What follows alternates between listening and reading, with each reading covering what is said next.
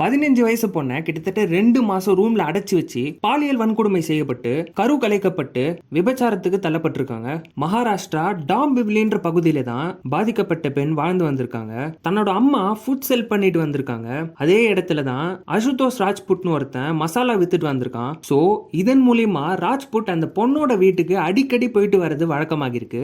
இந்த சமயத்துல தான் ஒரு நாள் அந்த 15 வயசு பொண்ணு தன்னோட அம்மா கிட்ட சண்டை போட்டுட்டு வீட்டுக்கு வெளியே நடந்து வரும்போது அந்த சிச்சுவேஷனை தனக்கு சாதகமா யூஸ் பண்ணி அந்த பொண்ணை தன்னோட கூட்டிட்டு போயிருக்கான். அப்புறம் ரொம்ப நேரம் ஆகியும் தன்னோட பொண்ணு வீட்டுக்கு வராததுனால எல்லா இடத்துலயும் தேடி இருக்காங்க.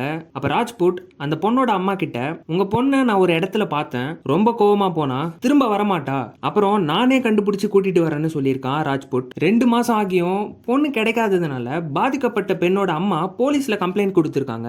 அதன் பிறகு போலீஸ் எப்படி அந்த பொண்ணை ரெஸ்கியூ பண்றாங்க. விசாரணையில இந்த சம்பவத்துக்கு உடந்தையா இருந்த ஒரு பெண் உட்பட 4 பேர் கைது செய்யப்படுறாங்க. தொடர்ந்து விசாரணையில ராஜ்புட் அந்த பொண்ணை எப்படி எல்லாம் டார்ச்சர் பண்ணிருக்கான்றதும் தெரிய வந்திருக்கு. இப்ப போலீஸ் முழு வீச்சா ராஜ்புட்டை தேடிட்டு வராங்க. தொடர்ந்து செக்ஷன்ஸ் 137/2 கடத்தல், செக்ஷன் 88 கருக்கலைப்பு, செக்ஷன் 65/1 சில வழக்குகளில் கற்பழிப்பு மற்றும் போக்சோ போன்ற வழக்குகள்ல ராஜ்புட் மேல கேஸ் ஃபைல் பண்ணிருக்காங்க. இதை கேட்டு உங்களுக்கு என்ன தோணுதோ அதை கமெண்ட் செக்ஷன்ல சொல்லுங்க. மேலும் சட்டம் தொடர்பான செய்திகளை தெரிஞ்சுக்க நம்ம சேனலை சப்ஸ்கிரைப் பண்ணுங்க.